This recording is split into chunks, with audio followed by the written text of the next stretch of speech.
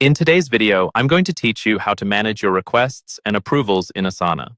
This tutorial is designed to help you streamline your workflow, making it easier to keep track of tasks and projects. Managing requests and approvals efficiently is crucial for maintaining productivity and ensuring everyone on your team is on the same page. Let's dive into the steps. To begin, open your favorite web browser and head over to Asana's website. Log in with your credentials. Now, once you're logged in, you'll see your Asana dashboard. This is your central hub where all your projects and tasks are displayed, allowing for easy navigation. Navigate over to the Tasks tab on the left, clicking on it to reveal a drop-down menu. From this menu, you can select My Tasks. This section is specifically for organizing all the tasks that you're either responsible for or involved in. Next, click the New Task button to create a fresh request. In the task creation window, you can enter the details that will form the basis of your request. Start by giving your task a clear and concise title. It's important to make sure your teammates can easily understand what the task is about just by glancing at the title.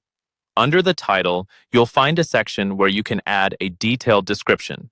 Use this space to provide any necessary background information, specific requirements, and expectations related to this task. The more comprehensive the description, the better. After you have entered the task title and description, you can assign the task to the relevant team members. Click Assignee and select the appropriate team member from the list. This way, everyone knows who's responsible for what. You can also set a due date for completion, ensuring that deadlines are communicated clearly. Just click on Due Date and select the desired date from the calendar. To add an approval step to your task, look for the Approval option or simply label the task as an approval task. This feature is particularly useful because it allows specific tasks to be marked for review and approval before proceeding. If this functionality is not immediately visible, don't worry. You can use tags to categorize tasks needing approval, creating a clear link for reviewing purposes.